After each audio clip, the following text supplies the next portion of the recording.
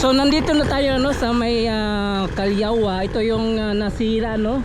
Yung last vlog po natin wala pa ito no. Pero ito nakita po natin. Nakatayo na. Isang buwan po nila trinabaho itong pansamantalang tulay. Itong bakal no. So pwede na itong madadaanan. So pwede na ito madadaanan itong ginawa nilang tulay, except lang yung mabibigat.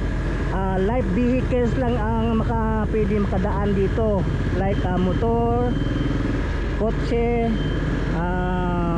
pick up.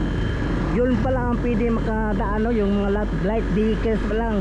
So temporary lang muna itong ginawa nilang tulay para yung taga doon banda makadaan dito sa Calyawa no. So ito na yun no. So nandito na tayo no sa may Calyawa. Ito yung nasira no. Yung last vlog po natin wala pa ito no. Pero ito nakita po natin. Nakatayo na.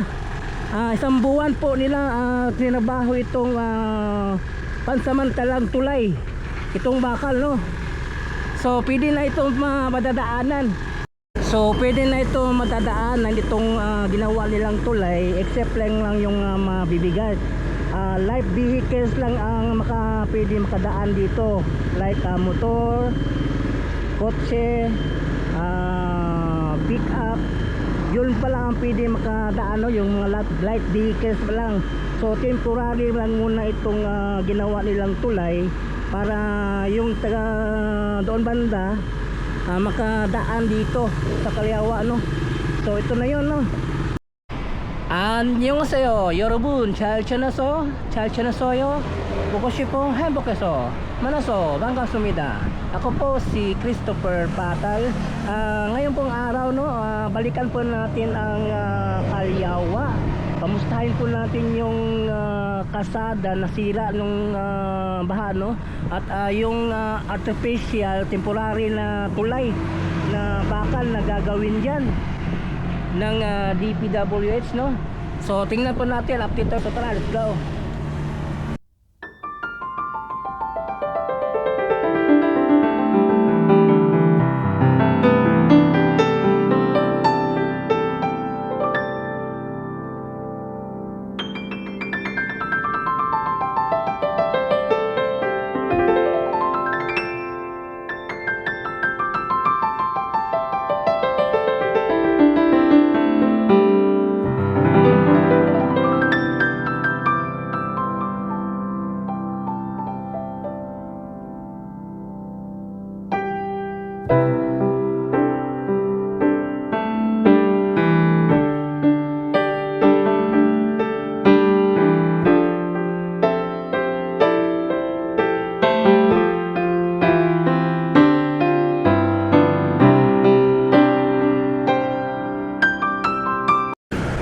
So ngayon no, patungo po tayo sa may Calyawa.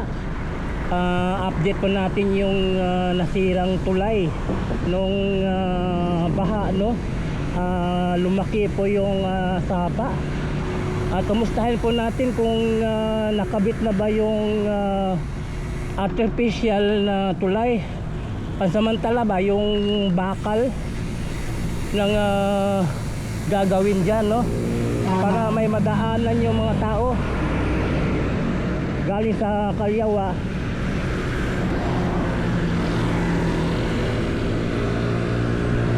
Kaya balikan po natin kung ano yung status dyan sa Bridge 2 Calyawa no. So dito po tayo dumaan sa may buhangin, patungo po tayo. At dito tayo sa daan sa may Mandog tungong Calyawa galing sa Tigato. So sa Tigato po tayo dadaan no, patungong Mandog, patungong Calyawa.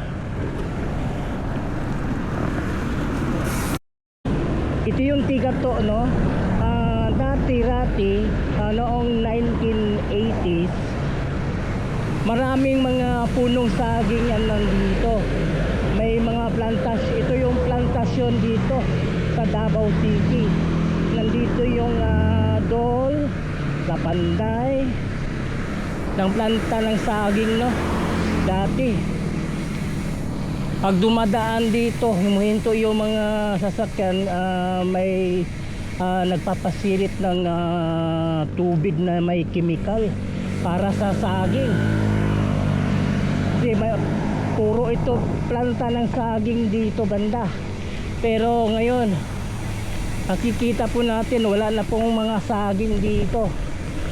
Ang pumalit yung mga subdivision katulad ng Dika Homes, katulad ng nito North Town Residence, no?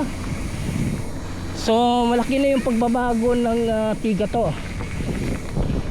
Hindi yung tulad dati maraming planta ng saging dito, puno ng planta ng saging.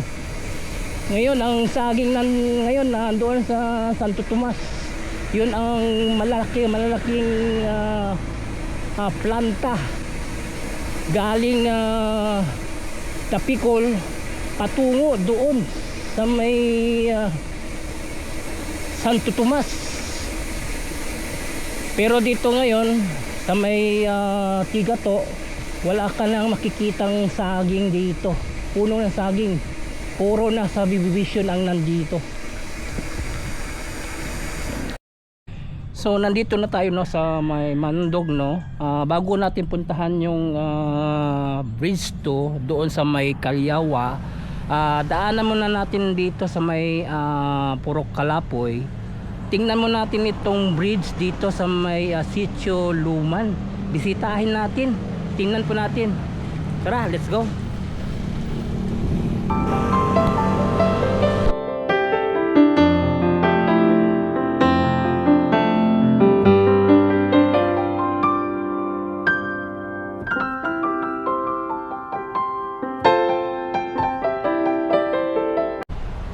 So nandito na tayo, no, sa may Kalapoy.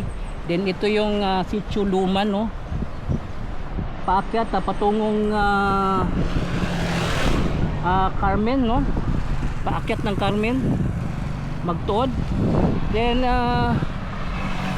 yung dati walang tulay dito. Ang meron lang yung dito dati, yung hanging bridge. Ito po yung hanging bridge, oh. Yan po nyo, oh. So nandito pa yung hanging bridge.